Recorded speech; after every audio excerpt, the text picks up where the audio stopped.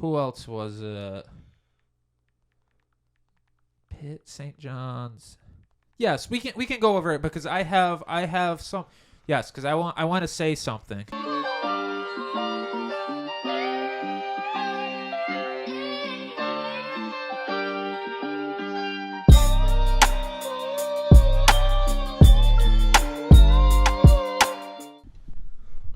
Ladies and gentlemen, welcome back for yet another episode of Talkin Athletics. I have here with me tonight my co-host, Joe. We are missing Mikey yet again, work obligations, and, I get that this takes a back seat to, keeping employment and having income and, Actually getting money, yeah. Whatever else Mikey says is important, whatever.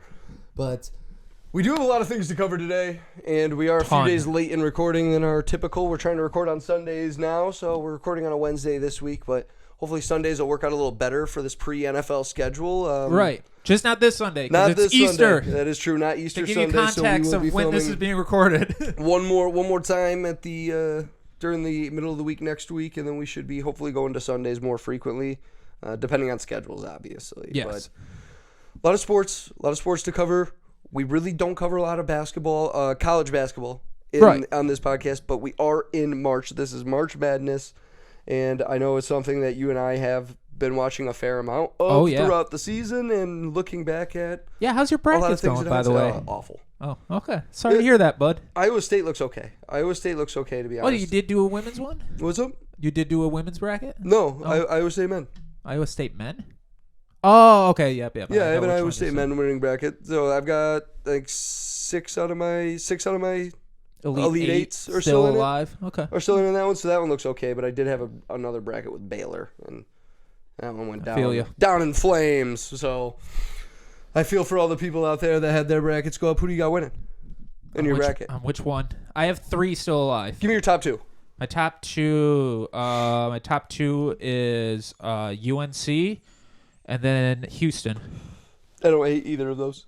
I could see, and that's where And my third is Marquette. That's in the mix as well. I told everybody that was asking me about predictions. I told them I thought this year would be more of a crapshoot than recent years, where I didn't have a seed per se off there, but I don't think it's still a possibility. I don't think there's any double-digit seeds, are there? What's the height? What was UConn when Kemba took them and won it? They were like a 7 or an 8 or something like that. I think so. That's what I compared it to that year, where somebody could come out of nowhere. NC State. They're like an 11 right now, right? That's right. So as somebody could come out of nowhere, and I didn't call NC State going deep like this, so I wanted to try to say that I didn't. I had them going 2 rounds. Oh, I did get them out of 2. You had them going deep? Yeah, I did. Wow, good for you. My Houston one, I'm cheering hard for the ACC because I didn't even realize it, but when I looked at it, I have all but Duke, all of the rest of the ACC teams except for Duke in like the Elite 8. Wow, hey, and it's working out well for you. Yeah. It is working out well, and we'll get to that here in a second because first, I do want to mention on the women's side, there is some Caitlyn Clark news in terms of she is news. Anytime she steps on the court, this is postseason play. Everybody knows that she is leaving at the end of this year is what she has said. She has declared that she will not be coming back to going to the WNBA. Iowa. And I don't know if she's come out and said that specifically. Oh. I don't know. I think it was implied, but I think it was implied she was going to the WNBA. And a lot of her actions, have been shown on the bench, and she seems to be frustrated with a lot of, teammates, which seems Michael Jordan-esque, where it's like, do you expect more out of people? But with all the praise that we do give her, I do need to call them like we see them, and I did see a clip where I thought she had an awful take, and it was she was asked a question about growing the game of women's basketball, which she's done absolutely, and could have talked. You could talk endlessly on that.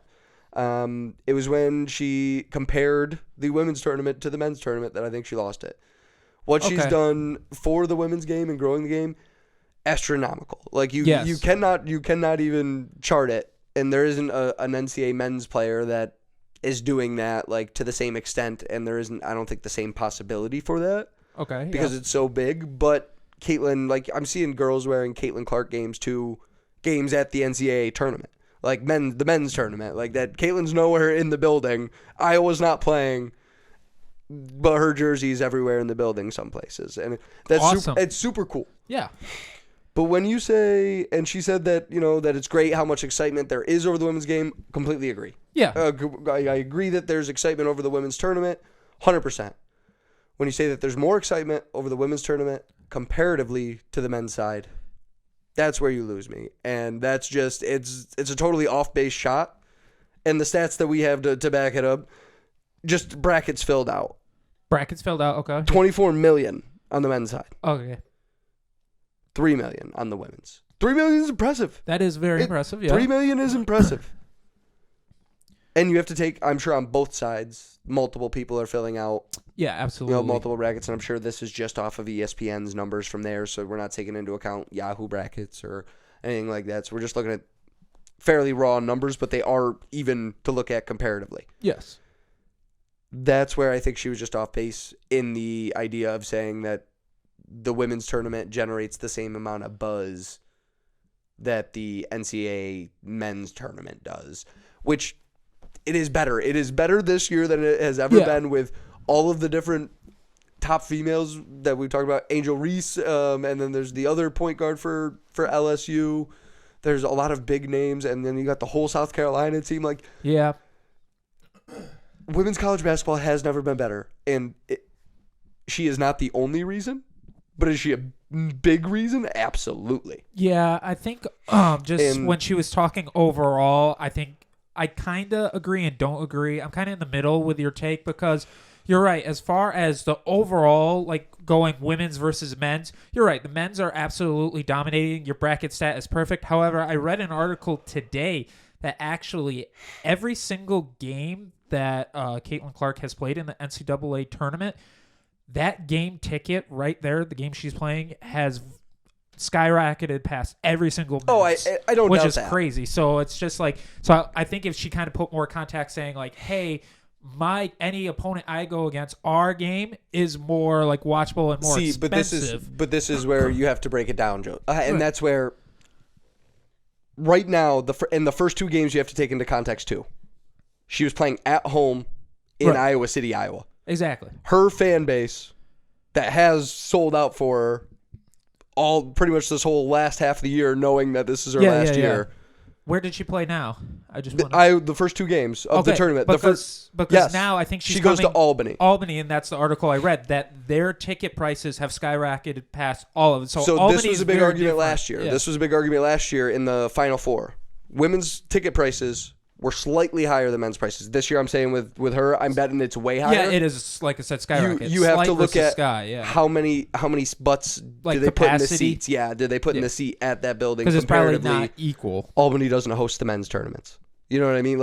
Syracuse doesn't host the men's tournament. We don't have enough hotels in Syracuse, which I believe has that may not be true with especially all the politics in Albany. There probably is more hotels. As long as you're talking Final Four, I do know for a fact that the men's do get hosted in Albany, but it's regionals. It's not Final Four. I know that for a fact because when was it last hosted in Albany? Literally just last year, because my two bowling teammates, Brian and Kevin, went down to watch. Well, I just know that it can't be hosted in Syracuse because of the lack of hotels. Obviously, like I said, Albany is the capital of New York. So. And that's where is it the same building that they're playing in that Albany? I do not know for sure, but obviously I'm assuming. And don't get me wrong, played at Albany, that it would. I mean, how many buildings and gymnasiums do they have in Albany? I would imagine that it would be a 1-to-1, but I don't know 100% sure. I think you got Siena, you've got Albany, you've got the old St. Rose gym, which is now vacant. You've got, I'm sure, some right state gymnasiums or something like that. You know what I mean? But that's where there's a handful around. But that's where it would be interesting to. It'll be interesting to look at the hindsight and be able to do the math once it's all said and done on everything. Absolutely. And see it, because don't get me wrong, what she has done, absolutely incredible. Huge. And I just disagreed with the comment that she had on it, that there's more buzz around the women's tournament. And even if she would have said there's more buzz around the women's tournament in Iowa City, 100%. You know what? Sold. Your men's team is in the NIT, and they lost in the first round of the NIT, and they weren't very good this year. Yeah. So, yeah, absolutely. There's been way more hype around the women's side. Absolutely. You've had superstars coming to Iowa City to see her. Yeah, You've had George Kittle, his wife. You had Jake from State Farm. you had Jake from State Farm. You've had Nolan Ryan's gone. Ted Lasso. You've had Jason State. I was gonna say like you've had almost countless celebrities going to see her. So I am not arguing with her star power whatsoever. But has she elevated the women's game as a whole? As a whole, no. Greater, but is she an electric icon right now that people? Absolutely, yeah. I would almost say the Taylor Swift of women's basketball. Yeah, no, it's a great take. The Taylor Swift of women's basketball, especially like that. And I feel like, and now she's about to go on tour with going to Albany, and now if they win, they've been playing some close games. So we'll see though, and that was the one thing. And the numbers will come out. Like I said, we'll have to figure out where they're playing because if it's the same capacity, and like you said, the ticket prices are more, then we got to give her flowers. But that data has not. Don't get me wrong, and I still will give her flowers where, if they are more, deservingly so. Like, I don't think that you can point your finger at a single player in the men's game right now, and say, yeah, you're a bigger superstar than she is. Correct. Yeah. You know what I mean? Like, I don't think you can point to a single guy and be like, you are hands down better than everybody else that you're playing against. You know what I mean? Right. So, and that's where I feel like she really can, with some argument, like only a handful. You know what I mean? And that's just where it's a different game. But the numbers when it comes to her that I'm really worried about is what's her pay going to be next year? Because with NIL, I don't know what her NIL value is. That would have been smart of me to look up, but do you want to know what I believe it's the signing bonus, the set salary for the number 1 overall pick in the WNBA is? I'm sure. I don't know if you saw it on the notes. Did you see it? Is it like $1 million? 525,000? 76,000. I was close. $76,000. Just off by like 400. And I think some change. I think some change as well. That would be what comes along with being. And I'm sure you also got sponsorships. Yeah, absolutely. You've got other stuff to pad it and make your cash. Yeah, she's already in and she's going to. Yeah. But what if I told you that she had an offer on the table to play 10 games? 10 games, okay. In Ice Cube's Big 3 league. Really? And get paid $5 million. I would tell you she would be crazy not to take that offer. How detrimental to the women's game would that be? That's going to be my next follow-up question before we even get into the next nonsense. Well, okay. Here's the thing. Would that be harmful to the women's game? It depends. Because the Big 3 is obviously a little bit more of like the retired NBA players or people who are like just getting out of the league and trying to get back into the NBA. True. If she goes there and it's really dominates and shows how great like she is, I think that would bring some more eyes to the WNBA saying like, oh my gosh, I mean, I know, like ISO Joe, Joe Johnson. Do it for a year, old, maybe 2 years, and then go to the WNBA. He was a great NBA player, and Caitlyn Clark just took him to school. I think all suddenly people will be like, hey, let's start watching some of the WNBA. I hadn't thought about that. It's a bet on yourself moment. Right. But if all of a sudden she goes over there and people start to get sexist and kind of deal, saying like, look, the men are just dominating her. This isn't even fun to watch. And then she goes back to the WNBA. It could be detrimental to the game. If then she starts dominating the WNBA, it's like, okay, we just saw some old retired NBA players dominate her, the Big 3, and now she's going back to the WNBA and dominating.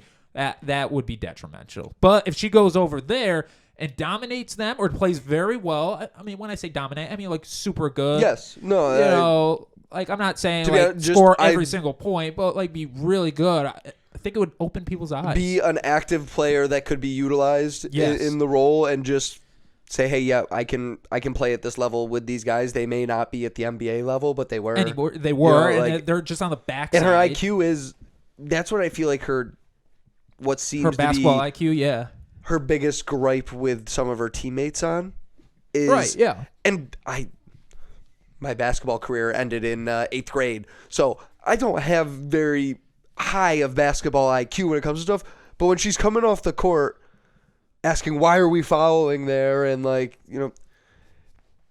her body gestures are not very covered in terms of how she is feeling when it comes to frustration, whether it be towards a referee, towards a teammate, towards another player.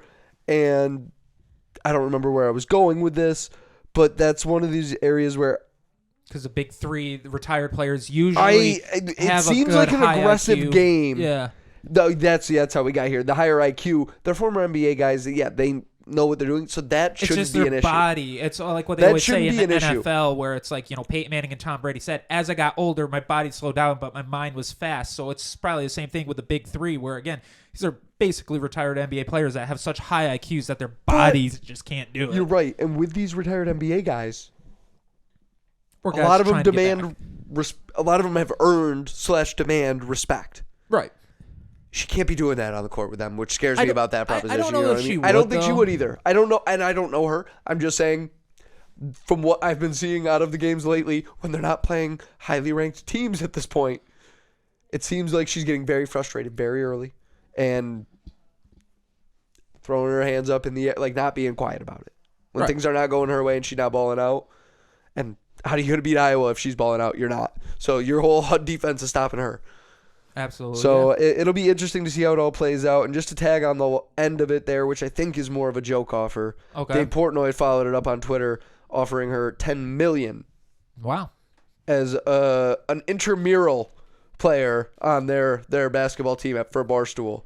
Well, But $10 million is $10 million. If you cash in, do that for a year, even if you play like crap and you don't take it serious, as long as you're training and you can jump right back into competitive WNBA, take the bag. Yeah, absolutely. And that's one of the best exposure that you could get. I mean, partnering with Barstool. I mean, I shouldn't say best exposure. For our generation, it's a good demographic. I'm a fan of it. I get how other people may not align with some of the antics of Barstool, and Right. I get how it may not please everybody, which may be a downside of that. But $10 million is $10 million. Right, absolutely. But that's the only thing. Pat McAfee, former Barstool guy, though, so it shows you can be successful coming out of Barstool. With you saying, though, it's kind of possibly a joke, kind of, wouldn't get me excited, where I know the big three, Ice Cube, I'd kind of watch said either. that it wouldn't interfere with the WNBA, so she could, she could do both. I hate that. supposedly. I wish she could choose. Like I wish it was a choice. Like that would be more fun for me, But it's better for Caitlyn if it's like, hey, you can do this and the WNBA at the same time. So you'd be making $5,075,000. I feel like that would be. I feel like it'd be tough though because this is just me being very hypothetical. Yeah, no. Go ahead. Different ball. Oh yeah. That I think is going to be different ball. Like the distance, not worried about. Could care less. Like we've seen that doesn't matter when it's her. It's just like I feel like if you shoot one day with a men, and that's where I could be out of my realm here talking out of my butt. I'm just thinking if I was pitching with a baseball one day and pitching with a softball the other day, it'd be very different on how I needed to spin pitches, how I needed to grip pitches, like where hand placement on the ball might be a little different and a little heavier. I don't know if these would affect. Like I would just hate to see something like that affect her WNBA career, and I don't know if it would. Well, I think because I did play basketball a little bit farther than you did. I kind of made varsity. Yeah, you have way more of a room to speak. It's easier to go from men's to a women's ball. God bless you. Thank you. So if that's the thing, I think she would actually probably, now that you say that, possibly struggle in the 3-on-3, the big three, because they probably it's a would different be ball. using men's, and that's the thing. I mean, when we would play, Did Sabrina shoot? Sabrina didn't shoot with a men's ball. No, she shot. Yeah, she used women's ball, and and that would have been outlandish for her to do it yeah, with because that's the thing. All their life, that's what they are used to. No, absolutely. That's why, like I said, at gym class for us in high school, sometimes we would play with the women's ball, and I would just absolutely love it because it's just like there's so much more margin of error in my shot because it's smaller ball. That's fair, but even then, if there's one girl that I said that I'm thinking has that dog in her to be able to do both and do whatever, it's her.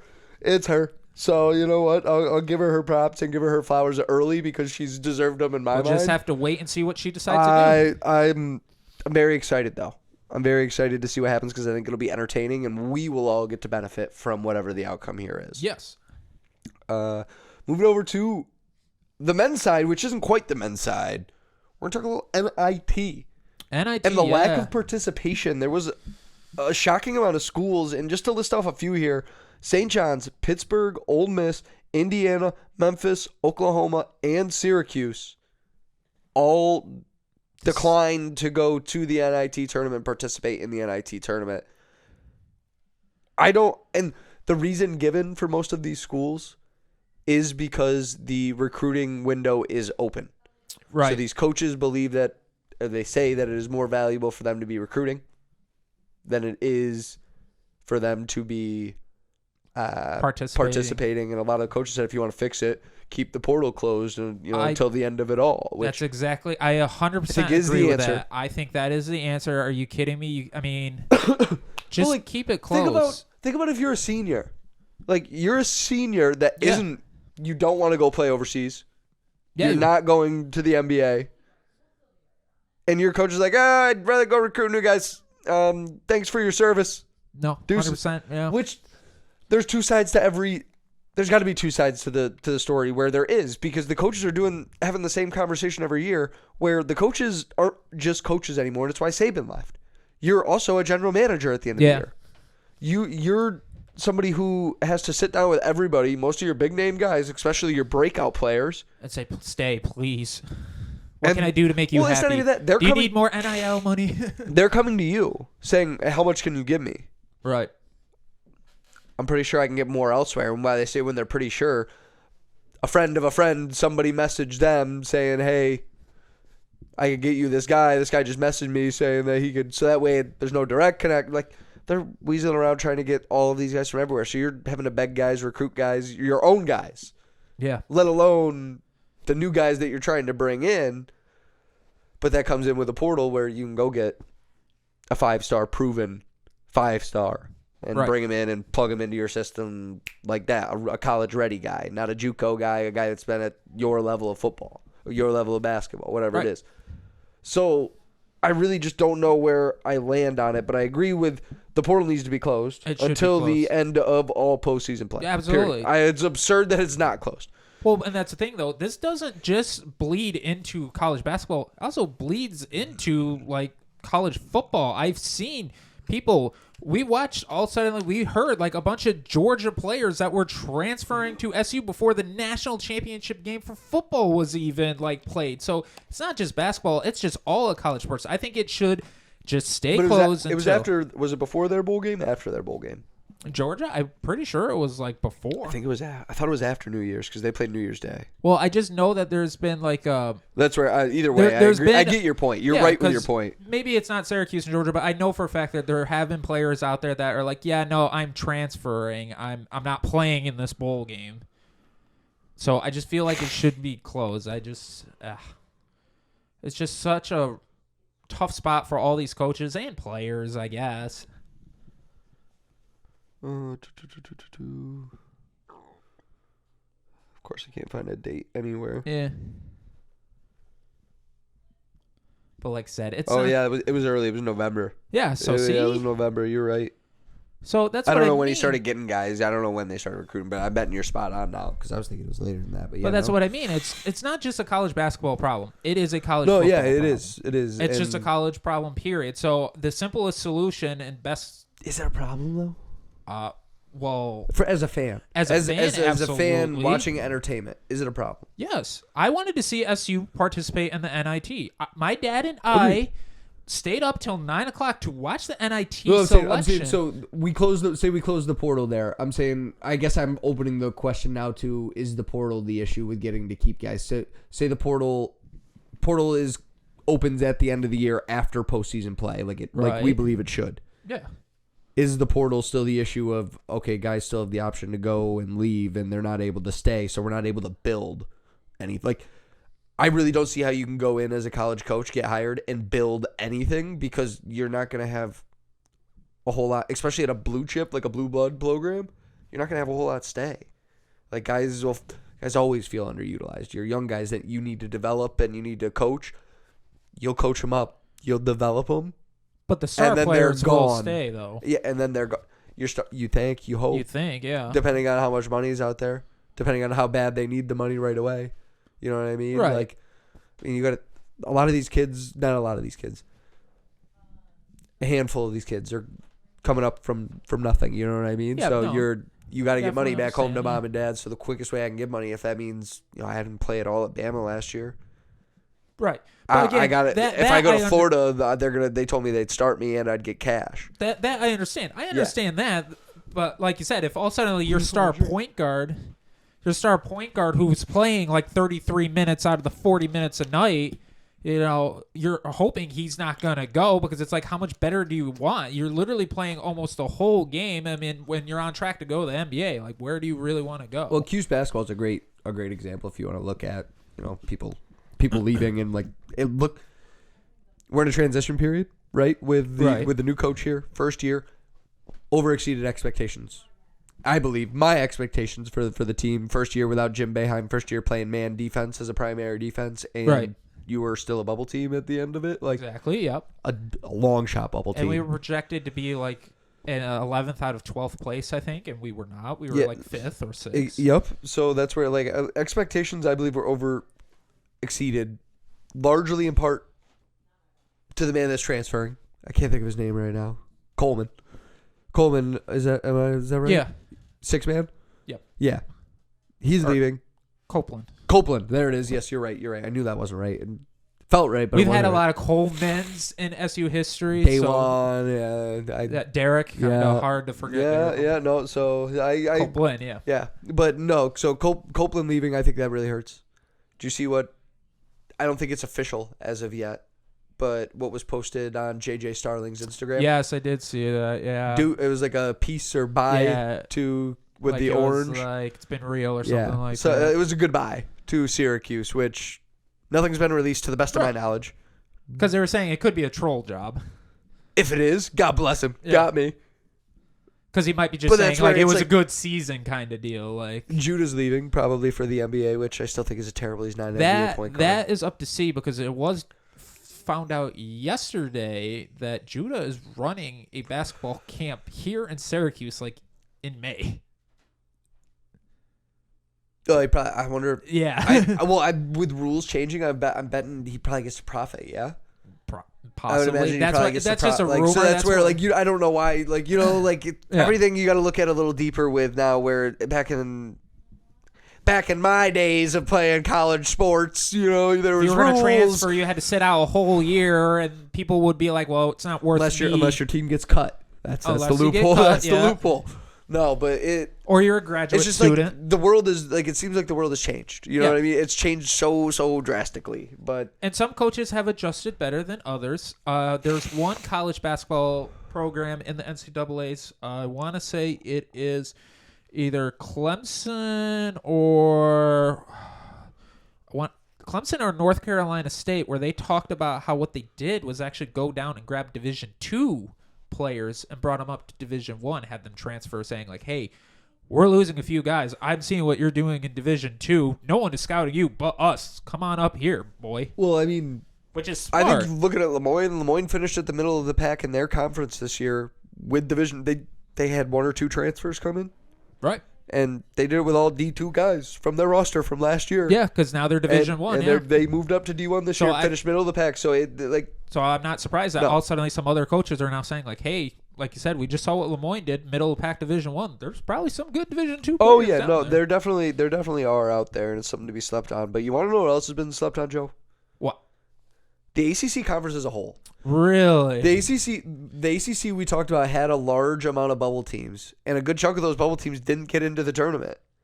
And when you look at what's going on right now with the ACC tournament, or with the ACC in this tournament, yeah, like you said earlier, your bracket, killing it. Yeah. If you were heavy on the ACC, you are crushing this bracket, Joe. So tell us about how your bracket's going and how great you are with the ACC here. Bracket's doing great. I have basically all of them, like I mentioned before, in the Elite Eight. I want to say UNC like in the Final Four. But anyway, I just find it just so bizarre that the ACC was slept on and kind of like disrespected this year, and same with the Big East, because Tom, I'm going to ask you some questions here, if you don't mind. I'm ready for them. All right, maybe. When I say these teams, please tell me what sport you think of. Okay. Alabama. Football. Auburn. Football. Florida. Football. Georgetown. Basketball. Pittsburgh. Garbage athletics. Creighton. Basketball. Syracuse. I would basketball. It has to be. It's the only thing you're relevant in. So what I kind of am trying to make a point of is that the quote-unquote the ACC and these Big East teams are more to be known to be basketball schools and good basketball programs, where the SEC seems to be really more about football. So why on earth did the SEC, which like I said is more about football, get 8 teams in alone, where the Big East and the ACC only got 8 teams themselves? Well, and a lot of it you got to look at is the ACC did a number beating up on each other. Absolutely, yeah. And the real issue comes with the bad losses in the conference when you lose a game to Louisville. Right. Awful look when they're 3-17 in the ACC play. You know what I mean? Like that's a terrible reason that you shouldn't be in March. And the one loss we should mention, awful game. Virginia got blown out by Colorado State or Colorado. One of the two of them blew them out in the playing game by like 40, and it wasn't even 20. It was 20 plus. But I do want to say ACC, obviously. Every other ACC team has won, though. Well, but no, I'm saying and every ACC yet. Team, with the exception of obviously Virginia themselves, their fan base is obviously pretty stern, but like Pittsburgh, Syracuse, Duke, everyone basically said that it should have been Pitt in there, not Virginia. I would agree, but then you look at, and that's where you're looking at the body of work. And I think if the committee was to look at it differently and say, we're going to look a little heavily at the last half of the last 10 games like they used to, put a little more significance on it, I think Pitt's in. I think Pitt had a way stronger last run, and they were a hotter team going into it. But like you target NC State, the team that's doing this in the tournament, they're playing much differently. I've been saying all year, they won the ACC tournament. Yeah, that's why they're in. I swear, go back to some podcast. I swear I've said it on here. If I haven't, I've been saying it everywhere else. DJ Burns is an absolute menace. At his size, with his footwork, he tears it up. They didn't feature him all year down low. I really thought Syracuse would struggle not having a true big man against him, and then you realize Brown held up. Brown held up really, really well, but they didn't give him the ball. They didn't feature him. Now in the tournament, and it might have been a strategic play, just get us to the tournament. And do you think he can do this for a full season? That's the downside with DJ Burns at his size. Yeah, I don't think he can. So maybe he picked the right time. That's why I kind of that was a thing. I kind of was when I was picking. They're a terrible my team bracket, to lose to in the ACC and for regular season because they were quad 2, quad 3 team. And now they're taking a bit away from a Pittsburgh, from a Wake Forest, because I think Wake Forest had a stronger resume than even Syracuse did. Wake Forest. Well, but okay, my only thing is, and this is why I get mad at like ESPN and all the ESPN analysts, because they've been saying, right, that the ACC the last few years, like, oh, it's not been a good conference. It's a weak conference. Every year they say it in the regular season, and every year in March Madness. Are you ready for this? I don't know the stats off the top. Have You've got it ready to go. I know they're ridiculous. So right here, in 2024, this year, we have 4 teams in the Sweet 16. 2023, last year, we had a Final Four team in Miami. 2022, we had 2 Final Four teams with runner-up UNC and Duke. 2021 was our worst year. We had 1 Sweet 16 team, and it was Syracuse. 2020, we had COVID, so there was no tournament. 2019, we had 4 Sweet 16 and the champion team in Virginia, Duke, Florida State, and UNC. In 2018, so back-to-back years, we had 4 Sweet 16 teams with Duke, SU, Florida State, and Clemson.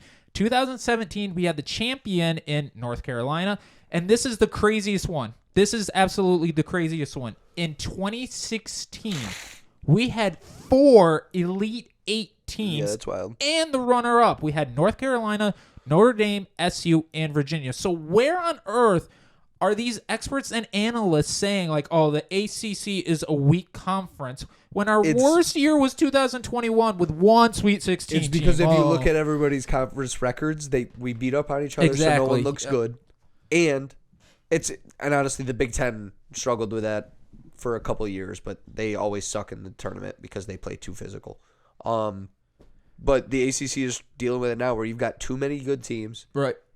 And the biggest kicker of it all is your good teams aren't performing in their out-of-conference schedules early on. Like, you need, when you're looking at the conference versus conferences, you're looking at the ACC is this versus the SEC this year in non-conference games. You do know we went 4-4, right? That was 500. And that's where I agree, and that's where they're looking at it comparatively to everybody else. I don't know if they do, because if you look at the Mountain West versus the SEC, they were like 1-4. Really? The Mountain West got like 6 teams in. The Mountain West must have been better against the Pac-12 then, because they must have dominated the Pac-12 then. That had to because there's no there were way too many Mountain West that. Yeah, they had 6. And they haven't played bad. None of those teams have been blown out. They have some wins in the tournament. But I know that they have one team left with San Diego State, and then obviously the SEC has 3. God bless you. 3 left. They had that cover. Huh? I missed that cover. Oh, you missed it. Missed it completely. It was on me. But I'm gonna give me 1 second. It is more respect needs to be put on the ACC at the end of the day. Absolutely, 110%. And I do agree that SEC basketball is not what it used to be. So because I saved them. I saved them on my phone. The ACC was 9-3 against the Big 12 this year. The Big 10 we were 5-4, and the SEC we went 4-4. So again, I feel like they're not looking at, like you said, these out of conference games, because out of conference we weren't below 500 against, well, like I said, the big other 3. You know, the power 4 really is not what it is, like you said. Yeah, no, absolutely. And really, the end of the day with it all, I do think it's a changing landscape. And really, when we look at this tournament, this is the one tournament where it's designed, the best team is not designed to win this tournament. Right. It's supposed to be chaos, craziness, and I love everything about it. But I feel like it's not crazy, though, when you continue to just look at these records. So, over the last 3 years, the ACC is 29-11. But you can't look at it that way, dude. You cannot look at it that way, especially with the transfer portal, everything that's moving. You have to look at the set numbers that you're looking at each given year.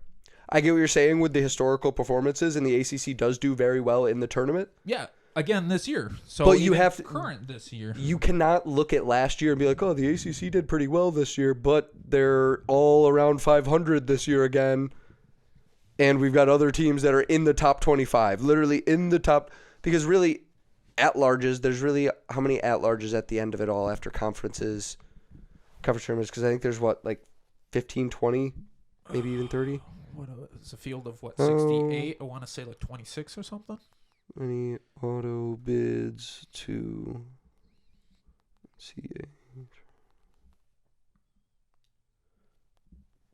Let me find out. So there's 32. So that was close. Half of your field. So if there's an upset in a tournament, that's going to take away an auto bid or an at-large, because ACC, UNC didn't win, or Duke. Right. So those North were Carolina 2 State none of those teams win, so that takes away one of those spots. So you're weaning down on the spots, and each year it gets smaller and smaller. So really, at the end of the day, you're looking at 20 teams.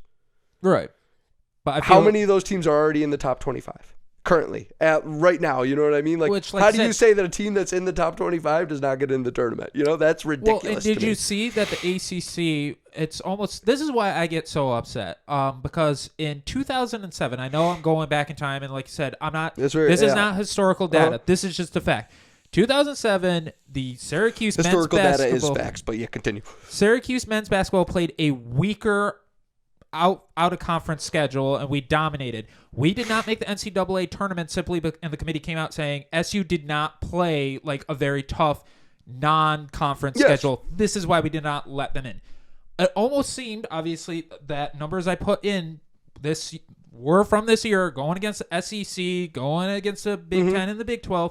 We had above 500s, and all of a sudden they kind of came back and said the ACC beat up on each other. Do you understand how they get to the ranking of your schedule, of the strength of schedule? They bracket it into the quad system.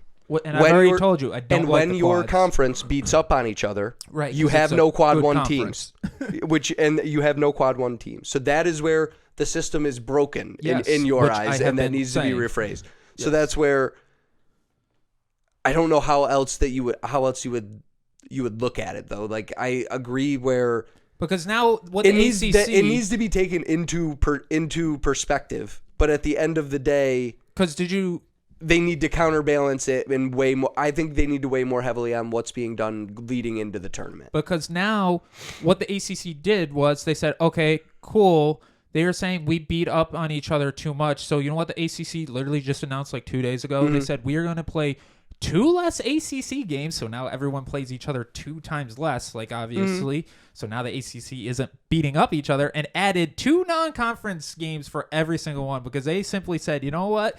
You guys think we're a weak conference. We will go out, as the data proved this year, we'll go win out of conference games next year and get like 8 teams in. But it also gives the teams more freedom as well, because with those 2 non-conference games, you don't have to schedule hard opponents. Exactly. You could and schedule. That was my complaint. You could schedule. I feel like some of these SEC teams and stuff are taking advantage of what you said and kind of going against weaker opponents, getting quote unquote a better margin of victory, which affects the net, and bumping them up. I would need an example. Like, do you have a team where you know they played a super weak? Because like UK played a top five strength schedule. Kentucky. Like Kentucky was a 3 seed. We're not talking about Kentucky. I know, but that's right. I'm talking about SEC. Like, so like, give me Florida. Like Florida, yeah, they were like a 7 seed. Strength. Actually, let's look at Florida's schedule. Or even like I can look up. Well, that's right. I'm trying to think of somebody who got into the tournament from the SEC that you're upset about because of strength. You think their strength of schedule was inflated. That's where I'm just trying to find an example. Let's see. Just because I want to disagree with you, but you might be right. Where I've been a Florida hater all year. Right. I have been a Florida because they only went at home. Let me see. SEC conference or ACC NCAA teams. I'm just gonna look it up. I accidentally clicked on there. So, I mean, you've got Alabama, you've got South Carolina, both top 25 teams. Missouri is a terrible SEC team. Did they make it? No. Okay. No, I'm just going through who, like, Florida's played. Like, you've got your SEC competition, which, I mean, you got Bama, who's a top 25 team. They played them twice. See, it's a struggle for me because I don't know the conferences. LSU, I pulled up the schedule. Oh, okay. LSU was a 2-point win at home, and I mean Syracuse beat them at home as well. They had a win over Kentucky at Kentucky. Who is this? Oh, Florida. Florida. Florida had a win at Kentucky over Kentucky, which that's a quad 1 win. Cuse's win was at home over UNC, right? Yeah, UNC was home. Yeah. They got blown out by Tennessee. Let me get into their non-conference. What was Mississippi? Quinnipiac isn't a terrible, but they're a small school. They were the number 1 seed in what was Mississippi State? MAAC. Mississippi State, SEC. Well, no, but what seeding were they? I don't recall. I'm gonna look it up. I don't recall there. They played Richmond though. Richmond's not a bad non-conference. East Carolina's an American conference. They played Wake Forest. Wake Forest beat Florida. Played Baylor. Baylor beat Florida.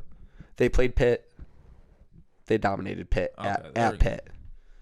They played Florida State. They dominated Florida State. So Florida was the team from the SEC that just dominated, and they were also one of the other bubble teams with the SEC teams. Okay, so NC State was an 8. Yeah, so that's where like it's just. I feel like we are simplifying it and being very hindsight when you're looking at a tournament of this, looking at it, backwards, saying, "Oh yeah, SEC 6-1. How do we not let more ACC teams in? Or the ACC 6-1. How do we not let more in?" Right. Completely fair, and you're 100% on board. I don't know how to fix it. Right. Other than you got to go back to the system of. Well, like I said, the ACC how are we designing trying this? To fix it by, like I said, taking away 2 Agreed. conference games and doing 2 more non-conferences. Agreed.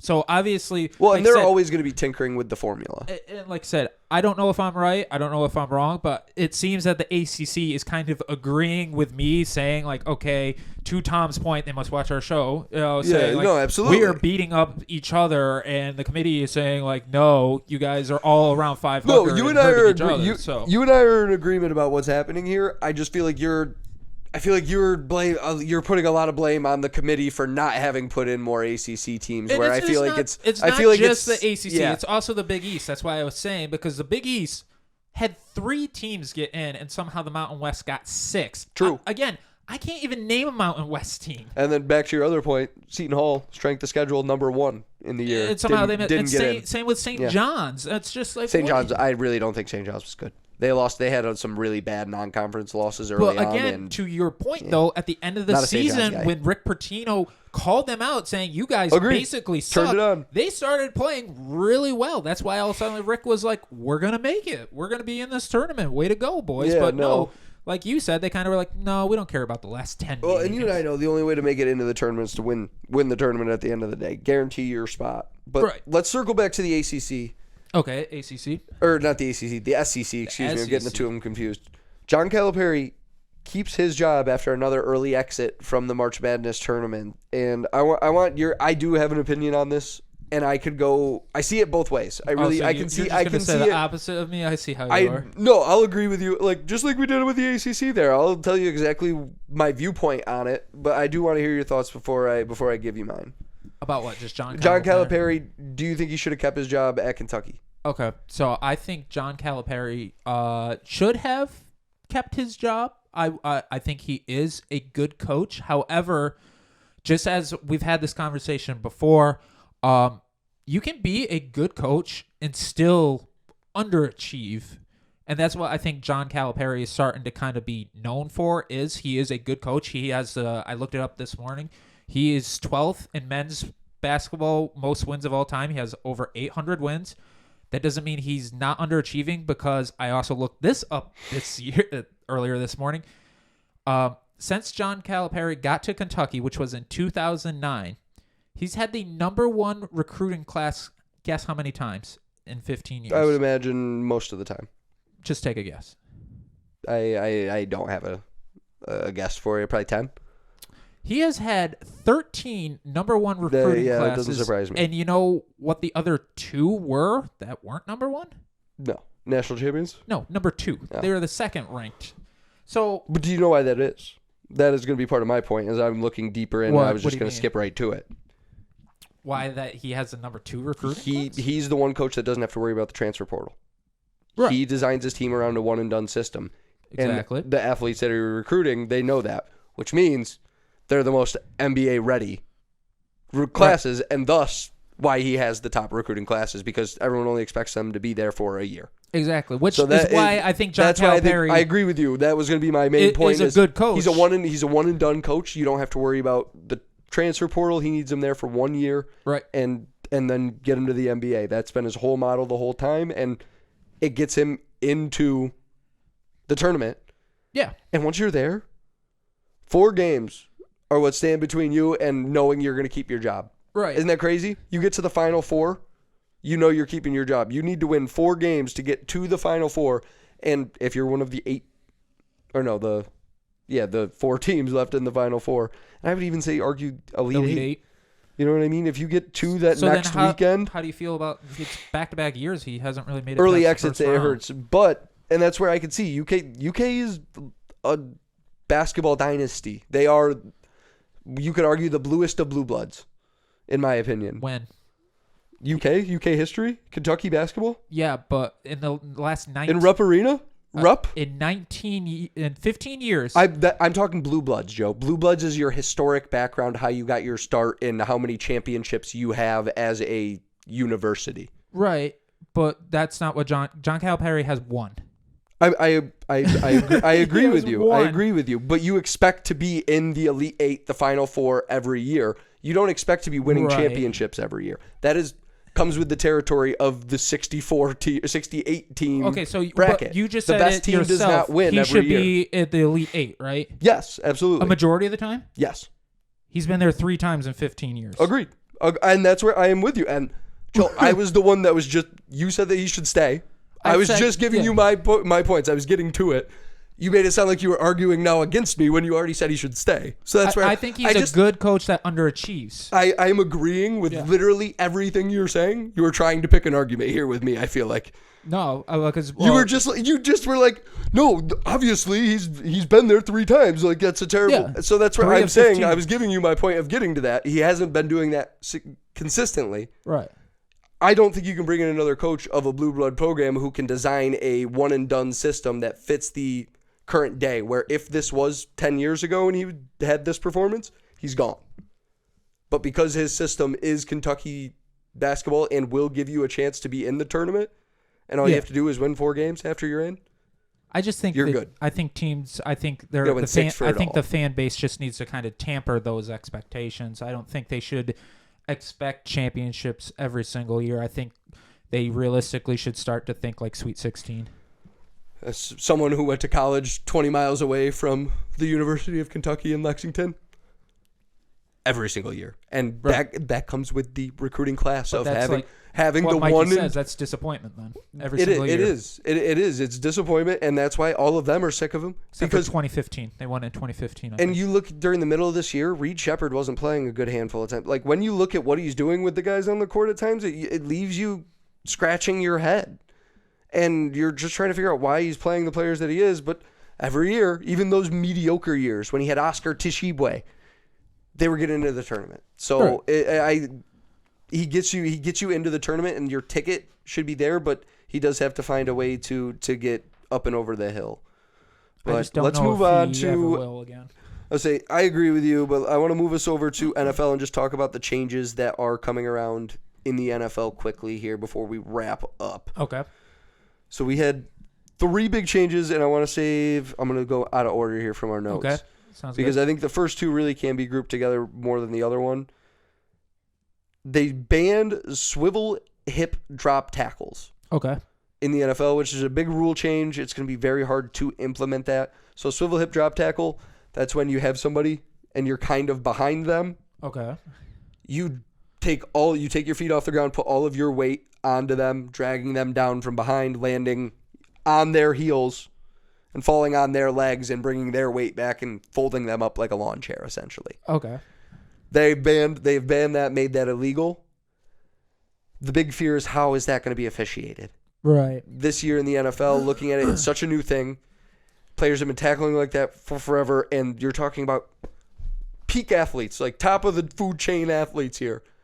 And now I can't bring them down by using my own body weight, using what God gave me to stop them. I've got to use my raw force to, force them down, essentially. It's going to make defense a lot tougher, and it's going to be very, very hard for officials to call, in my opinion, in that change, where the only other thing that I've seen on it at this point is the NFL Players Association as a whole come out against it. Didn't like it, yeah.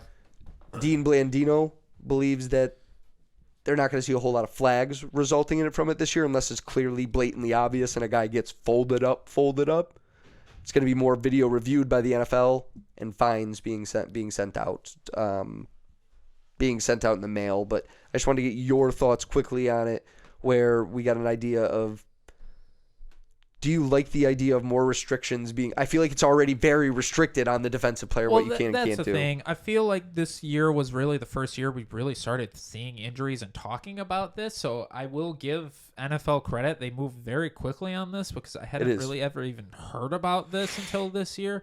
But also to the NFL, almost kind of was their own doing. You kind of knew that this was going to happen because... Yeah, at what point are we just going to go two-hand touch? They were like, you can't go high, which I will admit. Like, do not go high. Do not hit them in the head. I mean, that's the smallest body part. No, I don't. We don't need to see people getting knocked out. But then all of a sudden they're saying, okay, don't go low. And they're like, okay, this is your area. And the hip was a part of that area. And, it can't be too defenseless, and you can't lead with your head. And, right. But that's the thing. But you also need to be flying around like a peak athlete that you are. True. And that's the thing, though. And so people were like, okay, instead of hitting people and launching, like you said, people were like, let's go back to the old days. Let's actually wrap people up and tackle them. Yep. And that's all suddenly why this injury started occurring, because people were basically going back to fundamental tackling of, let me wrap this guy up and bring him to the ground. And then all suddenly it was causing issues. So again, it's just like NFL keeps limiting. I wouldn't be surprised if like 2 years from now, they find some other different weird way of like, oh, that fundamental tackle no longer is good. I think eventually you will see some form of two-hand touch or padless football. Or flag football kind of deal. I even think you could go full contact padless.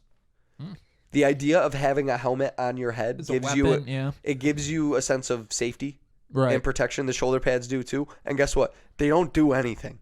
It's just plastic.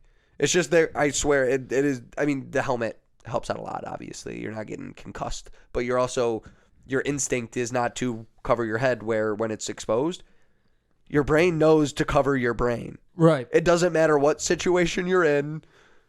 If you're falling, you cover brain up vital organs. Like, it's just a natural instinct. And that it becomes natural when it's exposed like that. So I think something like that could come down the line. It's way off in the future. I don't even know if we'll see it while we're alive because football fans are so stubborn. And we'll be around. We won't like it. We won't like the change. It'll be these drastic changes that we all hate. But I think you'll see a drastic change long in the future, maybe towards the end of our 70 years, maybe. 70, 80 years from now, But you'll see smaller changes between now and then, I guarantee it. I just don't know, like, and these definitions are always so kind of, like, weird. So I have, and kind of hard to, like, they're almost always up for interpretation. So Exactly. It'll be interesting to see, like you said, this year, how many flags come out. Like, one refereeing crew might be like, oh, that guy just got folded up. I really think it's going to have to be blatant and obvious because Dean compared it to the early days of the defenseless receiver, right. The head contacts, where we didn't see a ton of flags, where the blatantly obvious ones, where that one is going to be a whole lot easier to be blatantly obvious than this one. I think it is going to be a lot more of, hey, NFL team, we're going to sit down. We've circled a bunch of questionable tackles that could be fined, could be illegal. And then show them in the off season, like, coach it up. The more they see it, the more they become accustomed to it. And I'm sure the NFL has some log of, like, yeah, I thought this could have been, but I wasn't sure.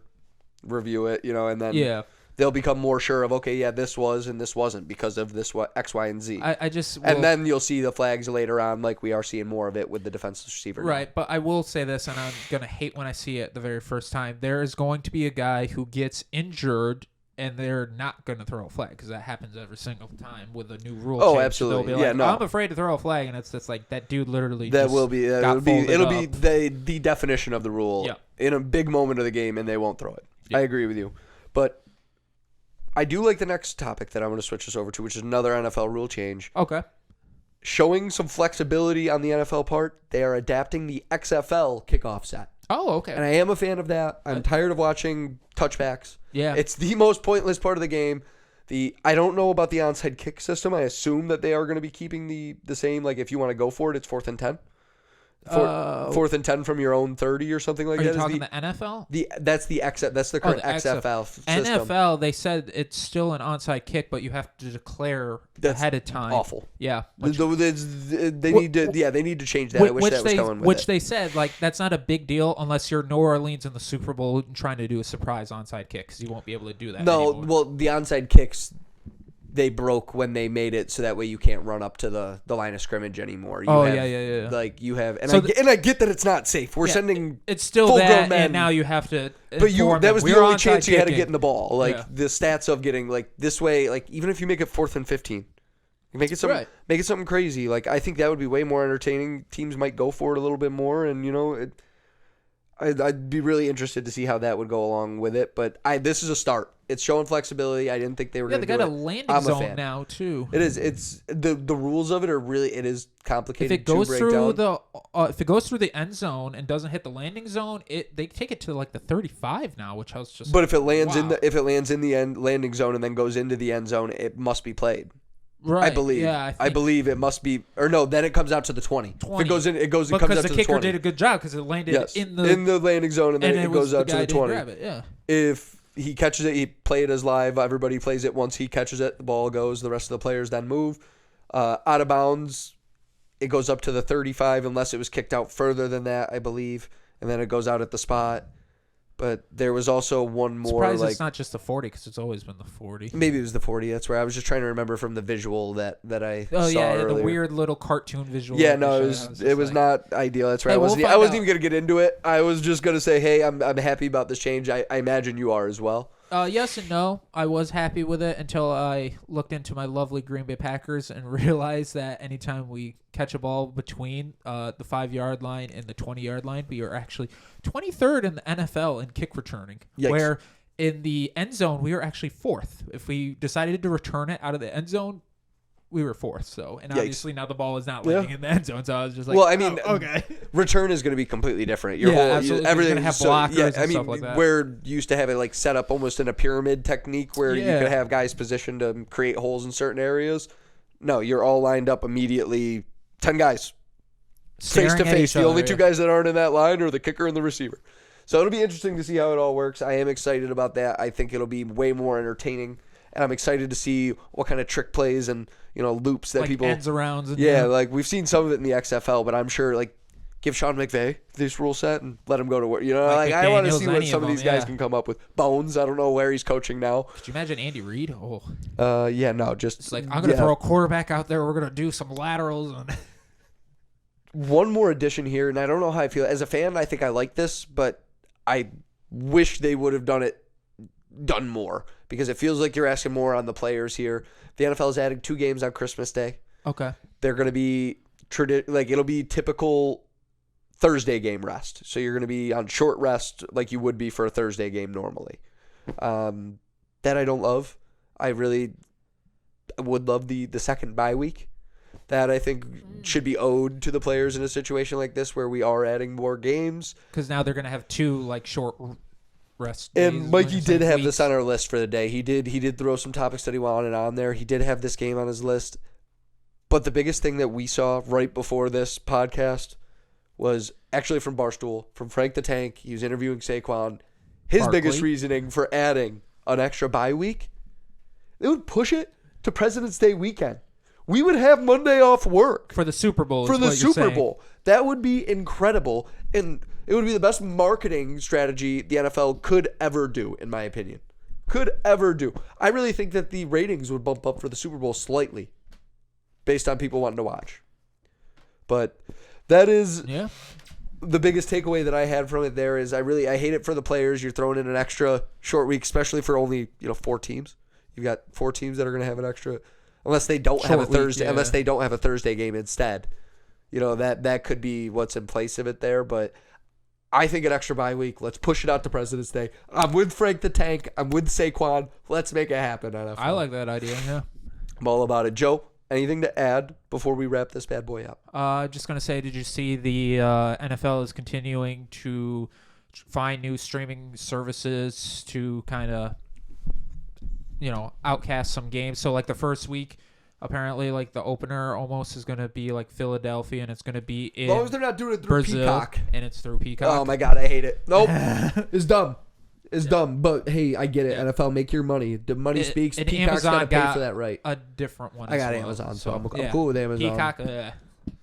But I really just need to it. cave and get Peacock as a Notre Dame fan. They play on NBC, and I really just need to do it. But all right, I think that'll do it from us. Another Mikey-less podcast. We hope not to have too many of those in a row here, but from Joe and I, we appreciate you tuning in, giving it a listen. Hope you found some fun tidbits or some airs where we were just completely talking out of our butts. Right.